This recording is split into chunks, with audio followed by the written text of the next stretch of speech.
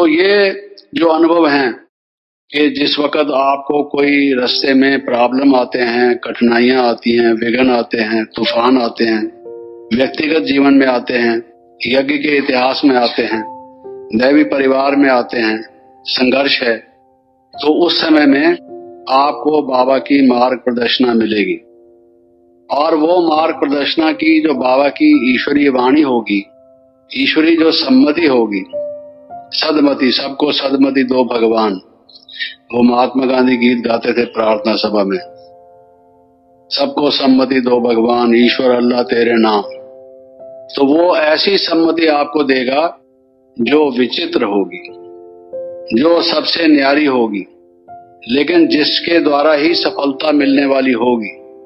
वो तब होगा आपको, जिसको टचिंग हम कहते हैं, वो तब होगा जब बुद्धि क्लियर होगी, लाइन क्लियर होगी, और उसके साथ आप साथ होंगे, आपको उसकी आवाज सुनाई देगी, वो भी अपनी रेस्पॉन्सिबिलिटी महसूस करेगा और आप भी ये सोचेंगे मैं साथी से जरा पूछ तो लूं। अगर आप अपनी मनमत पर चलेंगे तो वो आपको राय अपनी कहां से देगा। तो ये अनुभव होंगे अनेक प्रकार के, जिससे आपको लगेगा कि भाई ये करना चाहिए। और उसके अलावा कुछ क्रिएटिविटी के, परमात्मा क्रिएटर है, विश्व का रचयिता है, और एक ऐसे विश्व का रचयिता है जिसका स्वप्न सब संसार देखता है, जो हर एक का लक्ष्य स्वरूप है। वास्तव में कोई उसको नाम कुछ भी देता हो, समझता हो ना समझता हो, अलग अलग देशों में अलग अलग भाषाओं में उसका अलग नाम कहा गया है। जो आर्थिक दर्शन को, अर्थशास्त्र को जानने वाले हैं, इकोनॉमिस्ट हैं, राजनीति शास्त्र को पढ़ने वाले हैं, या जो इतिहास का अध्ययन करने वाले हैं, जो दर्शन के ज्ञाता हैं, सब लोगों ने अपने अपने संकल्पना की है कि वो विश्व कैसा होना चाहिए जिसमें संसार जो है वो सुख से रह सकता हो। लेकिन वो बाबा ने हमें उसका समन्वय एक रूप से बता के हमारे सामने एक मॉडल पेश कर दिया है कि वो कैसा संसार होगा। उसको क्रिएट करने का हमें साथ दे रहा है, हम उसको साथ दे रहे हैं। साथी किस बात के हैं, ये भी तो सोचिए, साथी किस बात के हैं। अब वो हमारे साथ है, हम उसके साथ हैं, क्यों? What is the necessity? किसी को हम साथ जो लेके जाते हैं, क्यों लेके जाते हैं? कि एक दूसरे की राय सलाह हो जाएगी, एक दूसरे की मदद हो जाएगी। तो वो हमारा मददगार है, हम उसके मददगार हैं, तो हमारे में क्रिएटिव विचार आएंगे, कोई ना कोई नया प्लान, नई बात करने की नई योजना, कोई सेवा का नया तरीका, कोई समझाने का नया तरीका, कोई अपने जीवन में पुरुषार्थ करने का नया तरीका, स्वयं अपने संस्कार बदलने का कोई नया तरीका, कुछ ना कुछ नवीनता, क्योंकि वो नई दुनिया की स्थापना करने वाला है। तो नवीनता आएगी जीवन में। प्रतिदिन आप ऐसा अनुभव करेंगे कि आज जब सूर्योदय हुआ तो हमारा भी एक नया उदय हुआ, और एक नए विचार, नई उमंग, नई तरंग हमारे जीवन में आई, और कुछ हमें नया कुछ देकर गई, नई उपलब्धि हुई। मन कुछ कहेगा कि ये चीज कर डालो, उसी में ही तो जीवन की सफलता है। वरना तो अगर सब दिन एक जैसे हमारे ऑर्डिनरी वे में गुजरते गए, एक्स्ट्रा ऑर्डिनरी कुछ भी नहीं हुआ, तो हमारा ये जीवन तो निकल गया। तो क्या ऐसा अनुभव होता है उसके साथ का, उससे कोई ऐसी राय मिलती है कि बच्चे इस प्रकार से सेवा करो, ये नई योजना बनाओ, ये इस तरह का कुछ कार्य करो, इस तरह के कुछ विचार आते हैं? अगर नहीं आते हैं तो ये भी विकास हमारा कैसे पूरा होगा? और बाबा तो सब बच्चों का विकास पूरा करने की लिए करते हैं। आज भी मुरली में हमने क्या सुन रहे थे सुबह को, कि बाबा कह रहे थे कि भाई बच्चों को अपने से भी ज्यादा आगे बढ़ाने की कोशिश करते हैं। तो बाबा हमें क्रिएटिविटी सिखाएंगे, हम में कुछ क्रिएटिविटी, क्रिएटिव इंटेलिजेंस जिसको कहा जाता है, हमारी रचनात्मक बुद्धि होती है। बुद्धि का विकास तो होता है, दिव्य बुद्धि होती है, विवेक जागृत होता है। बुद्धि कई प्रकार की होती है, एक रितम भरा बुद्धि होती है, एक निरंकुश बुद्धि होती है, एक सांकुश बुद्धि होती है।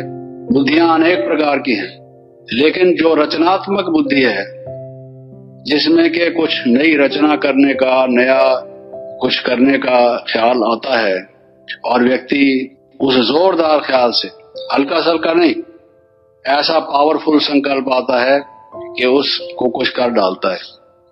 जैसे चित्रकार को एक नया चित्र बनाने के लिए नया दृश्य दिखाई देता है और वो रंग और ब्रश लेकर कैनवस पर एक नया चित्र बना देता है। एक आर्किटेक्ट है, उसको एक भवन निर्माण में सीमेंट, लोहा वगैरह वही होता है, लेकिन एक नया रूप देकर एक इमारत बनाता है, मंजिल बनाता है। तो ये जो हम ईश्वरीय विद्यार्थी हैं, क्रिएटर के बच्चे हैं, और वो हमारे साथ है और हम में कुछ क्रिएटिविटी प्रस्फुटित नहीं होती, तो ये क्या कारण है कि क्यों ऐसा अनुभव हमें नहीं होता? तो हम समझते हैं कि ये अनुभव हम में जरूरी होना चाहिए। और फिर दूसरा इसके अलावा जो अनुभव है वो ये है कि हमारा व्यक्तिगत, बहुत बार हम अपने पुरुषार्थ से सेटिस्फाइड नहीं होते।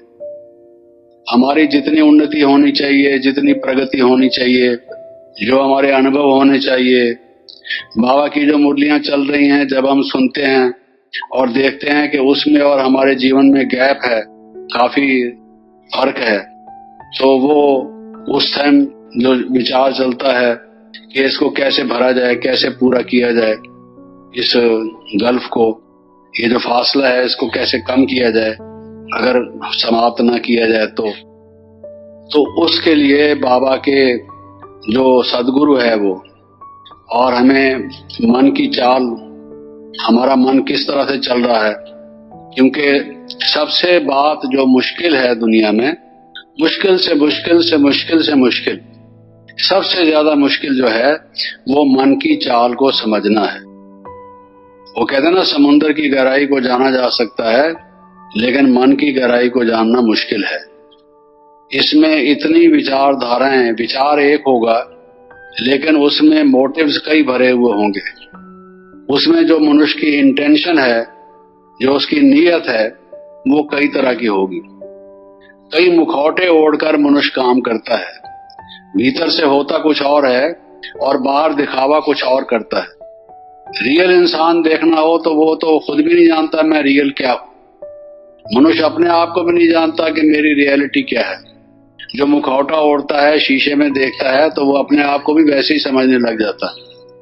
तो जो हमारा मन कई दफा गलत काम करने लग जाता है, उसको अच्छा सा रूप देकर, रैशनलाइज करके, किसी बात की दलील देकर, तर्क देकर, रीजन बताकर कि ये इसलिए हम कर रहे हैं, देखने में वो रीजन बहुत ठीक होगा, लेकिन उसके नीचे अगर जाओ, जैसे बिलो द कारपेट डस्ट होता है, ऊपर से कारपेट सुंदर देखने में आएगा, जब हटाओगे हफ्ते में, 10 दिन में, 5 दिन में, तो देखोगे यार भाई ये मिट्टी फिर नीचे से कहां से आ गई।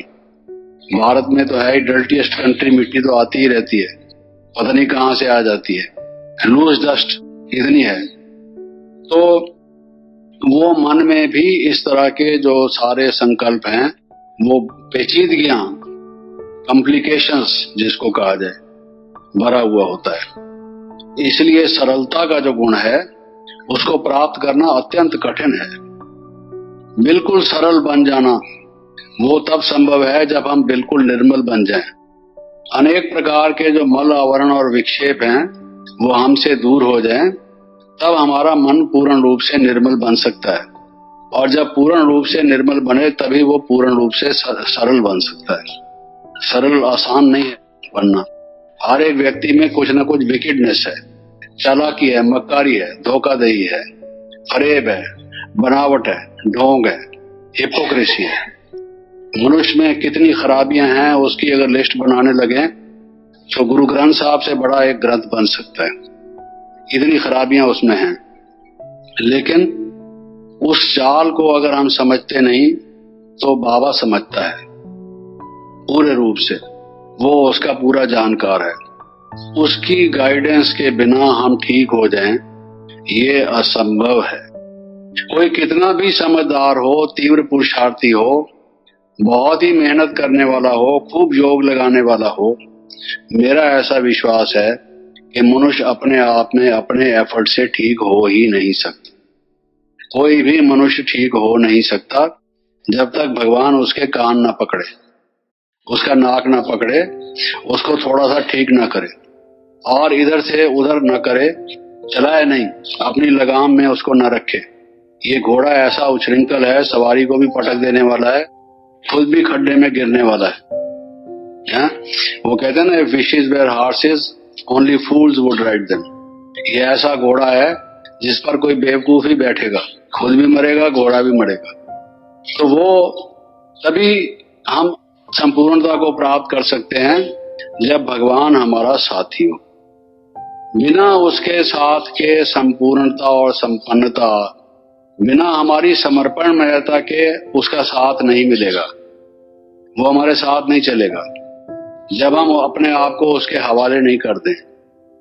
और जब हम समर्पण करें तो वो हमारा साथी बनेगा, और जब वो हमारा साथी बनेगा तो ये जो 4-5 तरीके से मैंने कहा, वो अनुभव युक्त हमें ये सब चीजें प्राप्त होंगी। उससे ही हम संपन्नता की ओर आगे बढ़ पाएंगे, उसके बिना ये असंभव है। ये चीज हमें जानने की जरूरत है। तो मुख्य रूप से जो 5 प्रकार के मैंने बताए, एक तो हमें फोरवार्न करेगा, पहले से बताएगा कि ये रास्ता गलत है, इसको छोड़ दो, इसको छोड़ दो, इसको छोड़ दो, मीठे बच्चे इसको छोड़ दो, सुनो मेरी बात, ध्यान दो, सावधान हो जाओ, इसको छोड़ दो। ये रायल कुल वालों के लिए उचित नहीं है, ब्राह्मणों के लिए उचित नहीं है। पहले पहले वो ये सावधानी देगा। ये दूसरे नंबर पर पहले पहले तो पहले ही बता देगा कि इस तरह जाओ मत, फोरवार्न करेगा। फिर अगर हम चल पड़े तो फिर ये कहेगा कि नहीं, आगे मत पढ़ो, इससे पीछे हटो, ठीक चलो। फिर जो उसके अनेक प्रकार के संबंध हैं उनका अनुभव, इसके अलावा जो उसके अनेक ईश्वरीय गुण हैं उनका अनुभव, इसके अलावा जो क्रिएटिविटी है, जो रचनात्मक हमारी बुद्धि हो, कुछ ना कुछ नई रचनाएं हम करें, नई योजनाएं हम बनाएं, उसका अनुभव। फिर जो हमारे मन की चाल है, जो हम खुद भी नहीं समझते कि हमारा मन क्या गलत काम कर रहा है, हम समझते हैं हम सेवा अर्थ ये कर रहे हैं, यज्ञ के फायदे के लिए कर रहे हैं, बहुत सी बहानाबाजियां, मन बाहर का रूप रचता है, लेकिन असल में कुछ और होता है अगर उसके नीचे देखा जाए। तो उसके लिए हमें सावधान करना, ये ठीक नहीं है, ये गलत कर रहे हो। ये सारी चीजें हमें अनुभव हो गई जो अगर हमें उसका साथ मिलेगा। तो है क्या कि जीवन में हमारे वो साथ हो, लेकिन जीवन क्या है? What is life? जीवन क्या है? कई तरह से लोगों ने जीवन की व्याख्या की है। जीवन क्या है? कोई कहता है जीवन एक नाव है, ये इस पार से उस पार ले जानी है, हैं? कोई कहता है जीवन एक संघर्ष है, लाइफ इज ए स्ट्रगल, ये शुरू से लेकर एंड तक it is struggle for survival, ये जिंदा रहे आदमी, अपना सिर बचा के चले, ये एक कश्मकश है, उसी में संघर्ष में मनुष्य लगा रहता है। कोई कहता है life is a war against evil, दुनिया में बुराई बुराई है सब जगह, उससे युद्ध करने का नाम ये जीवन है। जीवन एक संग्राम है जिसको कहते हैं। अलग अलग लोगों ने कहा है ये एक खेती है, जीवन जिसमें जैसा कर्म बोवो वैसा फल उसका उगता है, वैसा काटना पड़ता है। ये जीवन क्या है? वास्तव में ये जीवन क्या है? ये भी कुछ दृष्टिकोण हैं जो आपके सामने लोग रखते हैं, लेकिन हम अपने विद्यार्थी जीवन के हिसाब से अगर हम देखें, जिस जीवन को हम चाहते हैं कि भगवान अपना साथ दे, हमारा साथ निभाए, जीवन साथी कोई थोड़ी देर के लिए साथी नहीं। गाड़ी में हम बैठते हैं, हमारे साथ कोई होता है, वो अपने स्टेशन पर उतर जाते हैं, हम आगे चलते हैं, वो साथ टेम्परेरी होते हैं। जीवन साथी, लोग तो जीवन साथी हस्बैंड एंड वाइफ को कहते हैं, लेकिन वो भी एक तो पहले मरता है, दूसरा बाद में मरता है। जीवन साथी कहाँ होते?